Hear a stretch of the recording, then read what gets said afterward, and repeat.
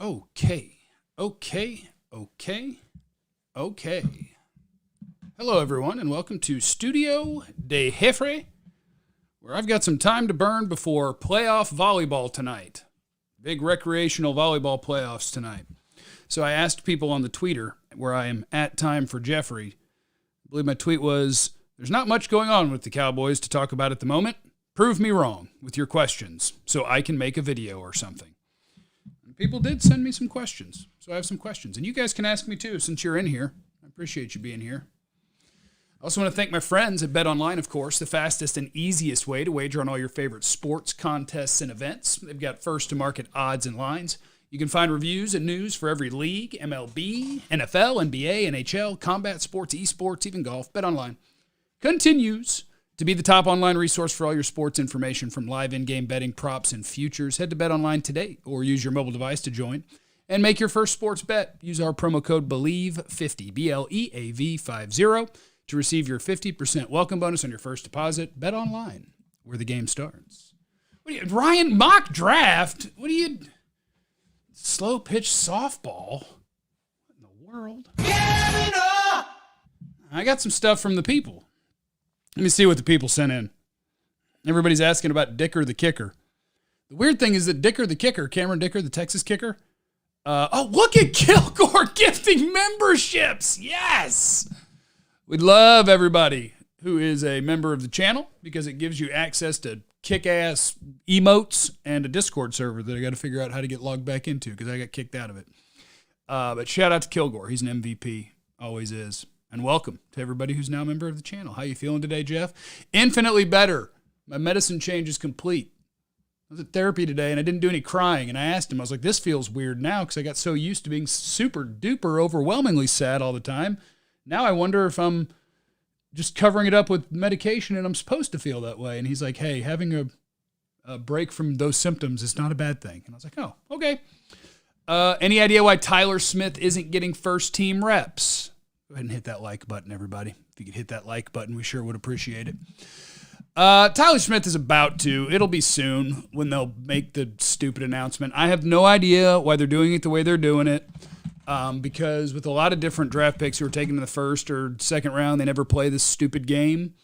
And maybe it's their acknowledgement that us and, well, other, quote, experts are right about the Tyler Smith pick, that he's not your normal first-round pick, that they picked a guy that isn't technically sound and necessarily the most NFL-ready guy. I don't know. Because Trayvon Diggs was a second-round pick. He got thrown right in there. Micah Parsons is a first-round pick, got thrown right in there. Leighton Vander Esch got thrown right in there. I'm trying to think, like CeeDee Lamb got thrown right in there. How do you have a first-round pick that you're not throwing right in there and you're playing this game where it's like, oh, you got to prove it now. You got to go earn it. Sending out a tweet to let people know that we're live and all that.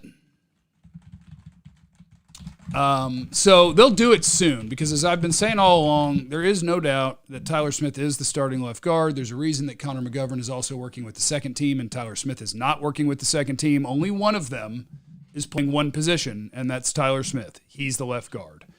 When will they make it clear that it's his and only his? Hopefully soon.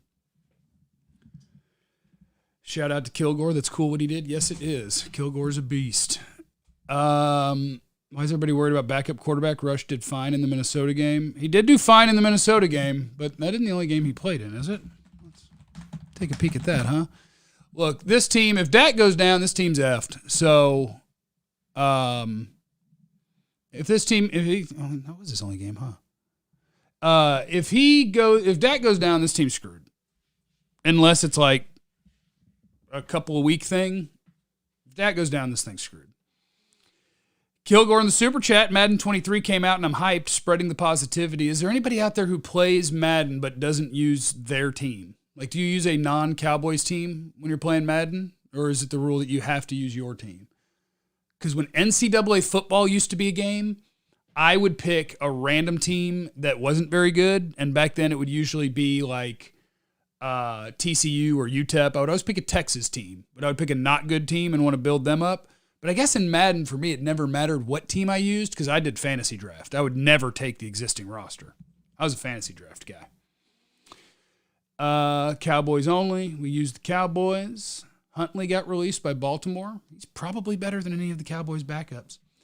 The Cameron Dicker thing, I don't know. I think they're happy to have Maher versus Lirum unless both of them are really, really bad. What's interesting to me is I don't cover the Rams in training camp, so, I don't know why Dicker was in there as a punter instead of as a kicker, and you would be bringing him in as a kicker because he's a kicker? I don't know. We have to see. The Ninja. I'm on PC and I have multiple franchise saves. I'll never use the Eagles, though. You damn straight. You damn straight. Vance. Why the McGovern-Smith is bad. Last year, a certain coach did that to the team's first pick, saying he had to compete. Hint, that guy liked blondes in bars. Last year, a certain coach did that to the team's first pick, saying he had to compete. Oh, is that a Urban Meyer thing? Sometimes I'm bad at context clues. All right. Let's see here. What did people ask about? Chances they'll go after Dicker? I would say low. I mean, there's no reason not to bring in any kicker, though. Where it's just like, look, we don't have anybody who's proven he's the guy yet. If you want to come kick some in between here and compete with them, great. That's what I'd do. I'd say, yeah, come on in. Is our cap space accidental or is it intentional? Spoiler alert, I'm not a fan of anyone surnamed Jones. There's got to be a good Jones out there. I think the cap space is at least partially accidental because they meant to sign Randy Gregory and weren't able to. And so then I think they looked around and they decided there was nothing there that they thought that they needed that was worth blocking somebody, so they didn't bother with it.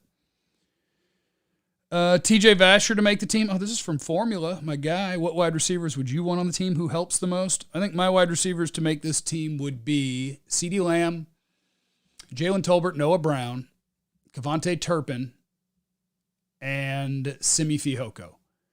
And then I have to see when I'm cutting down to 53 or when I'm cutting down to what my active 46 are going to be on game day if I have a place to put TJ Vasher or Dennis Houston, whichever one I feel has a better chance at being a productive NFL player. Sam all up in the super chat. Any chance Hendershot makes practice squad? As a Cowboys fan and IU grad, I'd love to see him on the team. I would have to look at the practice squad and how they generally put it together. But Hendershot was one of the dudes I wasn't even familiar with when I went out to training camp, and he kind of showed up every day, especially as a receiver. As a blocker, I remember him getting yelled at a decent amount. But as a receiver, he was out there making some plays. So I wouldn't be shocked if he was a practice squad guy. Comments on swing tackle. The Cowboys don't have one. Josh Ball is not your swing tackle. There's no way. He can't be. He absolutely cannot be. They cannot go in the season with that as your plan. That would be a bad idea, and that would not end well. Don't do it. Don't forget about Gallup. I'm not forgetting about Gallup. I'm just assuming he's going to be a pup guy, physically unable to perform, which means that we would probably see Michael Gallup in week 5, and you got to get through 4 weeks without him. Once he gets back, your wide receiver core, I bet, will be okay.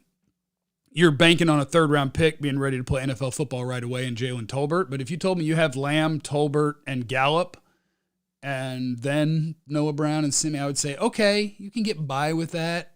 But first injury, you're going to go, ooh, I don't like our depth at all. And that's when you have everybody. And they obviously don't have everybody at the moment. So let's get the likes up. Brandon said it, and I agree with him. Houston is the guy who's been more consistent than Simi. I think they've both been really consistent. They've both made plays when they've had opportunities. Simi in camp plays down the field, scoring a damn touchdown. Seemed like every day, especially after the first few days. Josh Ball is a swing tackle, as in he will swing open the gate to the defensive end to kill your quarterback. Yeah.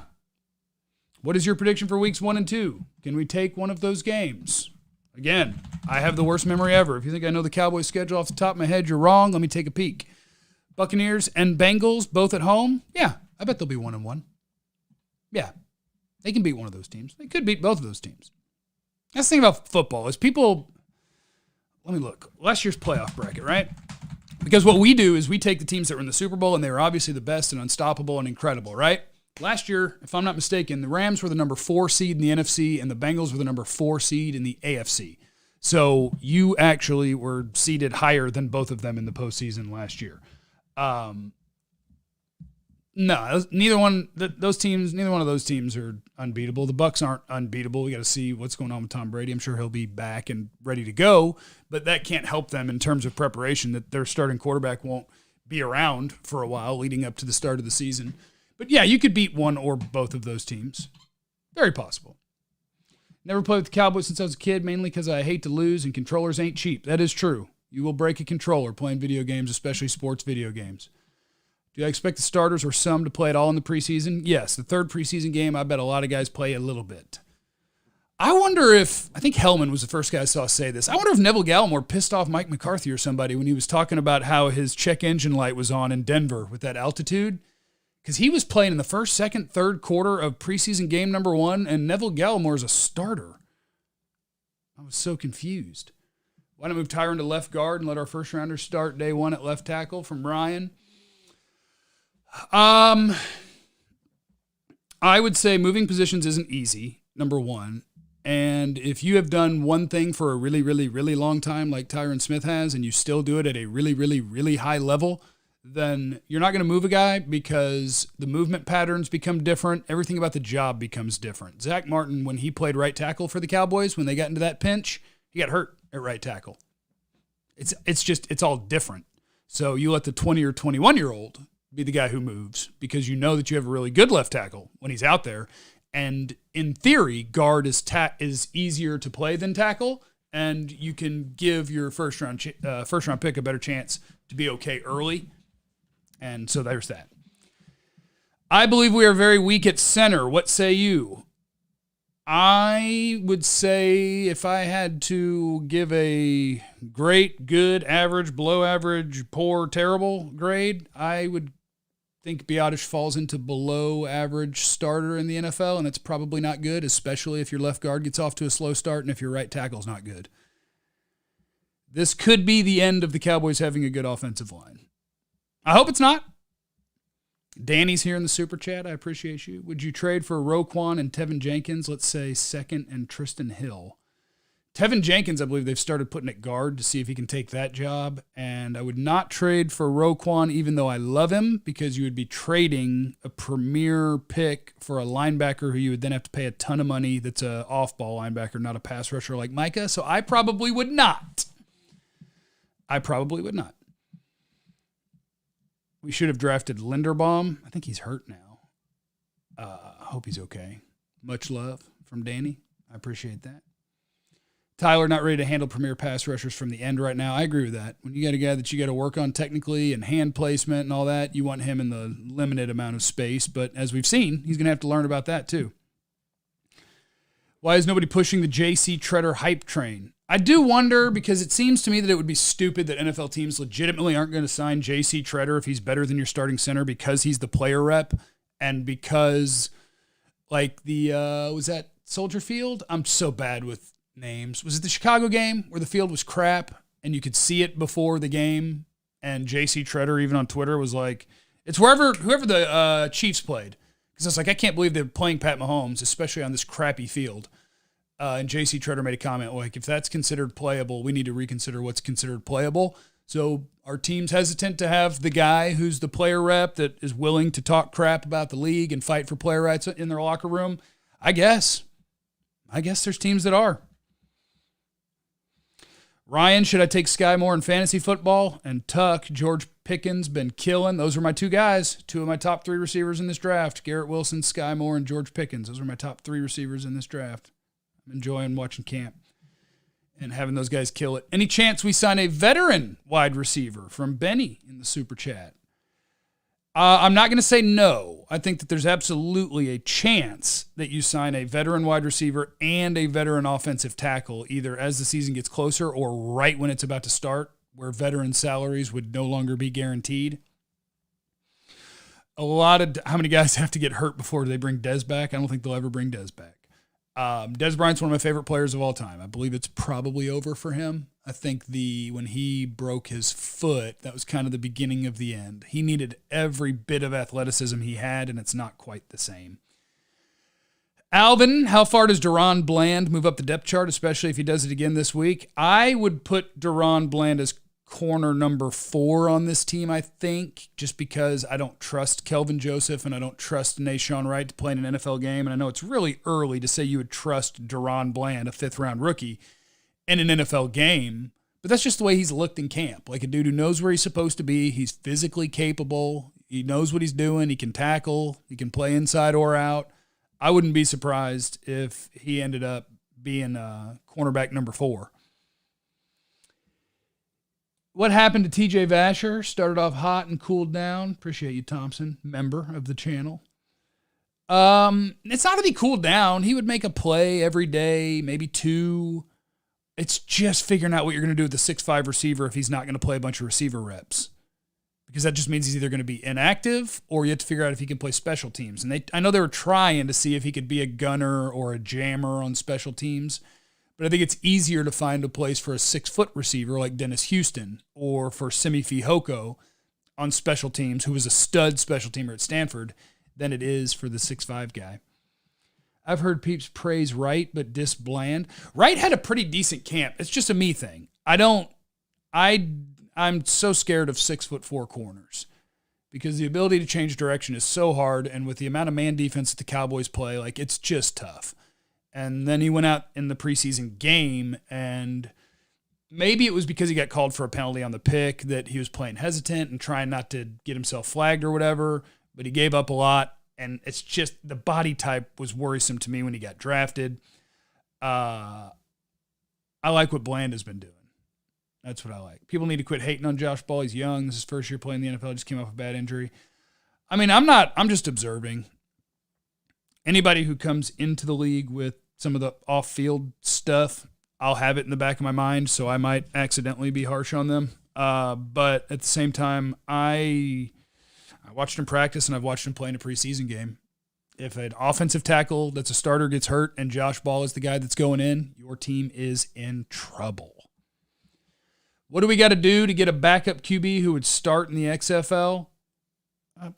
Did Baltimore really cut Huntley?